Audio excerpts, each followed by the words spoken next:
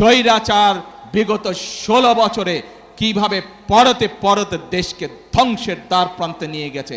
কিছু mega project করে দুর্নীতি করেছে, এর বাইরে কিছু করেনি।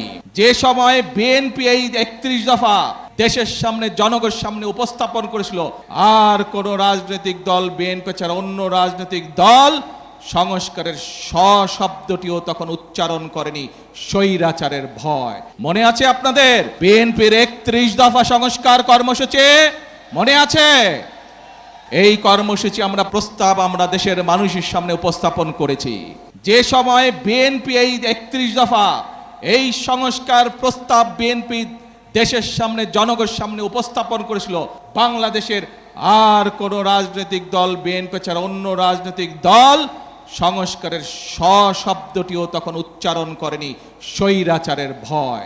কিন্তু আপনাদের দল, বাংলাদেশ জাতীয়তাবাদী দল, বাংলাদেশের মানুষের খেটে খাওয়া রাজনৈতিক দল, মানুষের রাজনৈতিক দল, বাংলাদেশের কৃষকের রাজনৈতিক দল, বাংলাদেশের মা বোনদের রাজনৈতিক দল, বাংলাদেশের ছাত্র জনতার রাজনৈতিক দল, বাংলাদেশ জাতীয়তাবাদী দল স্বৈরাচারের রক্তচক্ষুকে উপেক্ষা করে 31 দফা সংস্কার দিয়েছিল। কারণ আমরা দেখেছিলাম স্বৈরাচার বিগত 16 বছরে কিভাবে পরতে পরতে দেশকে ধ্বংসের দ্বার প্রান্তে নিয়ে গেছে, কিভাবে দেশের স্বাস্থ্য ব্যবস্থাকে ধ্বংস করে দিয়েছিল, কিভাবে দেশের ব্যাংকিং ব্যবস্থাকে ধ্বংস করে দিয়েছিল, কিভাবে দেশের যোগাযোগ ব্যবস্থাকে ধ্বংস করে দিয়েছিল, কিভাবে দেশের শিক্ষা ব্যবস্থাকে ধ্বংস করে দিয়েছিল।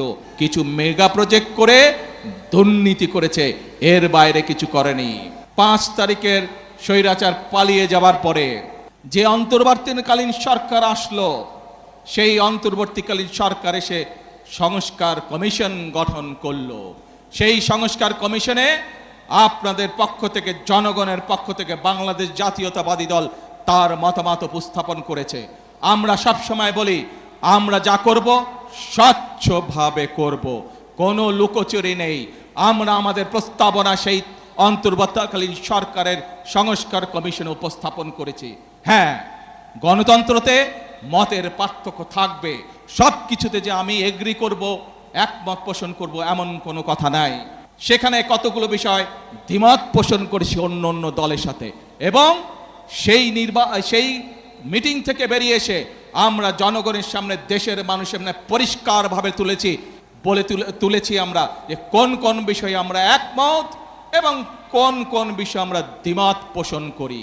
এই সংস্কার কমিশনের আলোচনার পর আপনারা দেখেছেন সেই অন্তর্বর্তীকালীন সরকার সংসদের দক্ষিণ প্লাজাতে একটি অনুষ্ঠান করলো, যেখানে জুলাই সনদ নামে সনদটি স্বাক্ষর করলো।